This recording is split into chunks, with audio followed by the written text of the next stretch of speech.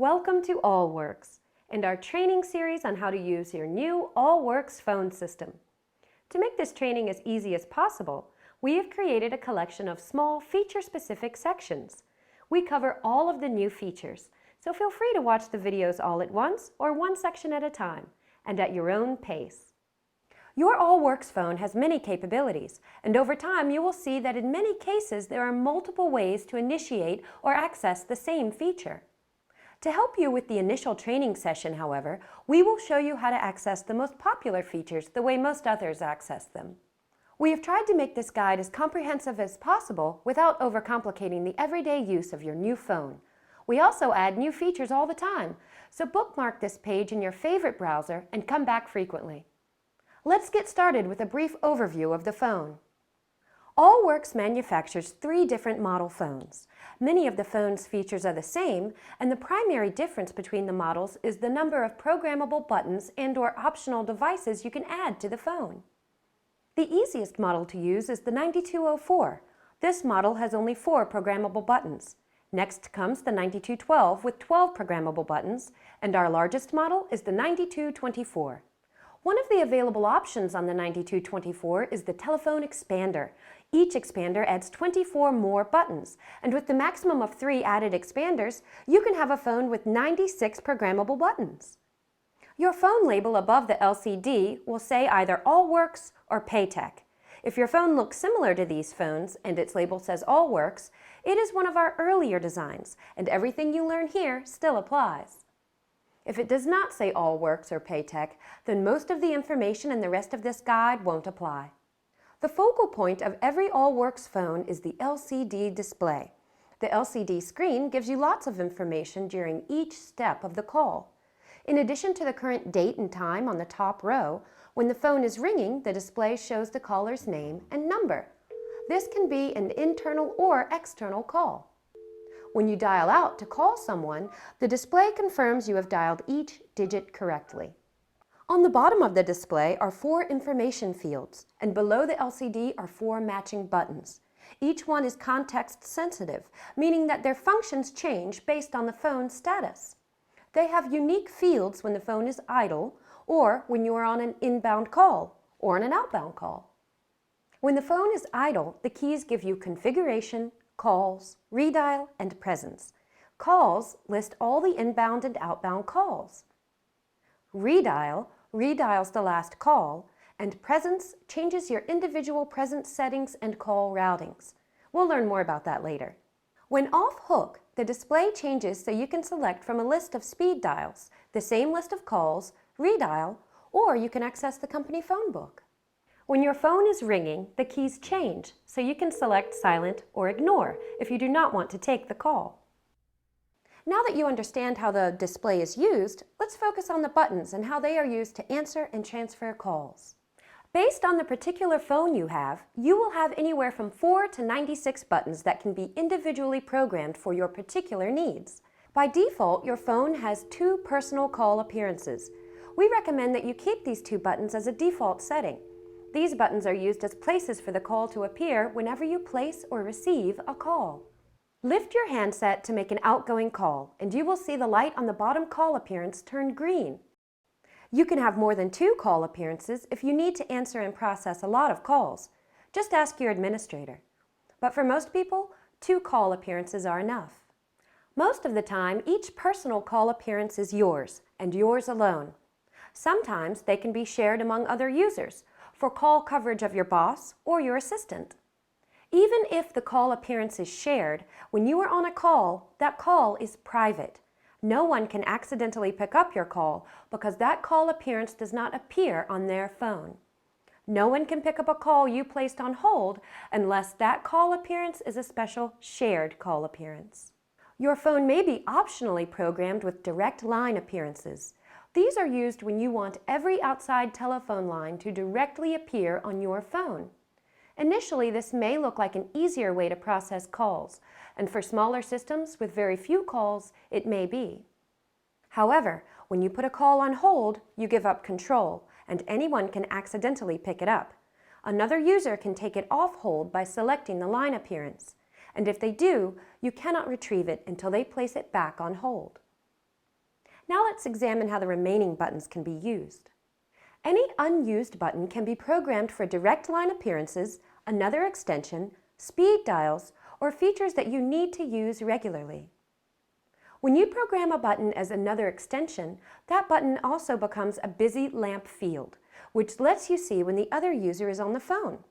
When that person is busy, the color of the button next to their name is red, and if they are in Do Not Disturb, the button is solid amber. These same buttons serve another purpose, and that is to call the user with a single push of the button.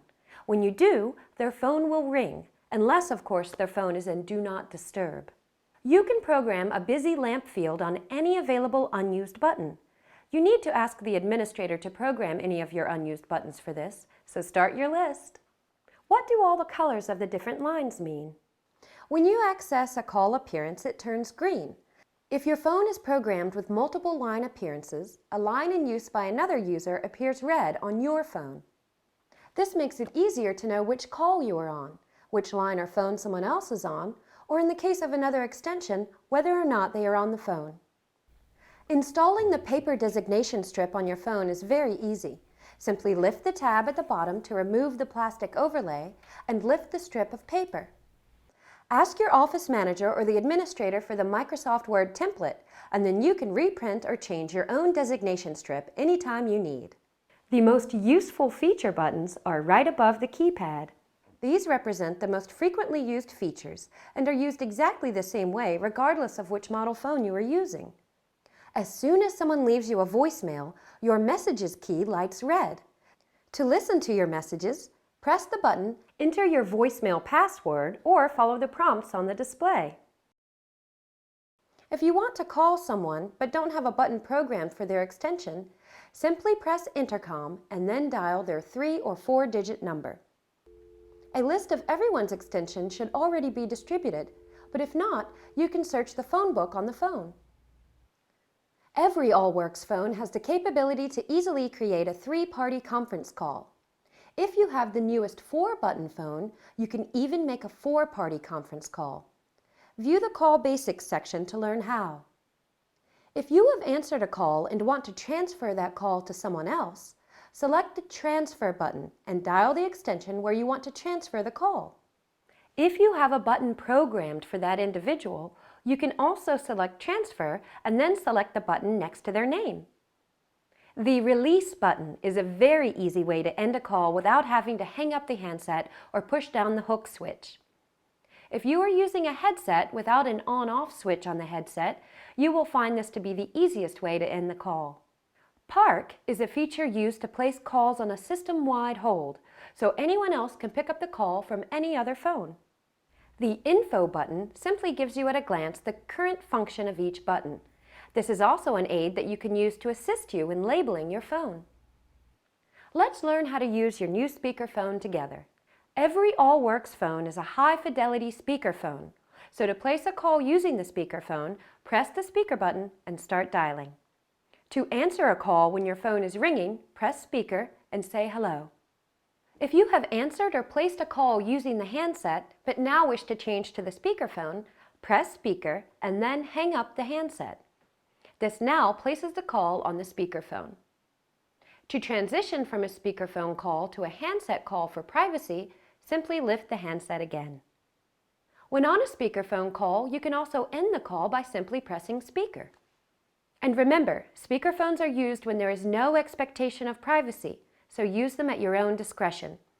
Privacy also works both ways, so avoid noisy areas where background conversations can be heard by the person on the other end of the speakerphone call. The Mute DND button serves 2 purposes. When the phone is idle and you select this button, it puts the phone into Do Not Disturb, meaning that anyone calling you will not cause your phone to ring. This is very useful if you are in a meeting and you do not want the phone to interrupt you.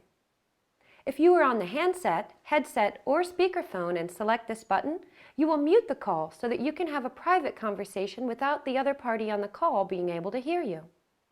The Hold button will place the call on hold, but only on your phone. This is good when you know that only you will ever retrieve the call. If you want to retrieve the call from another phone or want someone else to be able to pick up the call, you are better off to use the Park button instead. The volume button toggles a number of settings. When the phone is idle, it will adjust the ringer volume for incoming calls. If you are on the handset, headset, or speakerphone, it adjusts each volume independently. As a general rule, and for optimal voice quality, keep the volume setting around 0.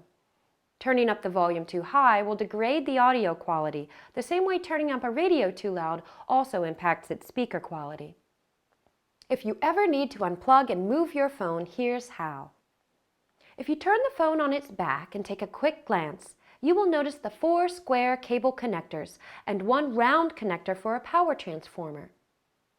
There is a dedicated jack for both the handset and headset marked with different icons. Please double check and make sure the handset jack is plugged into the handset, and if equipped, the headset is connected to the headset jack. Connecting them incorrectly will result in very poor audio and may lead you to mistakenly believe the phone is defective. The 2 plugs to the right connect the phone between your PC and the network jack in the wall. In some installations, you might find that there are separate cable connections, one for the PC and a separate one exclusively for the phone. Because the Allworx phone connects directly to the network, you can easily move the phone simply by unplugging and reconnecting the phone into another active jack. But if you encounter problems, please check with your administrator to make sure the phone is plugged in correctly. There is a removable base stand on your phone. If your phone is not wall-mounted, you can easily adjust the base to any of 3 different height positions. Depending on your particular network switch configuration, the phone power may be provided directly, and you may not need the optional power transformer. An easy test is to plug in the cable for the LAN network connection, and if the phone starts its boot-up sequence, you do not need the transformer. When you power up your new phone, it will go through a setup procedure before being able to be used. If it does not follow this procedure or result in your name in the display, please contact your system administrator for help.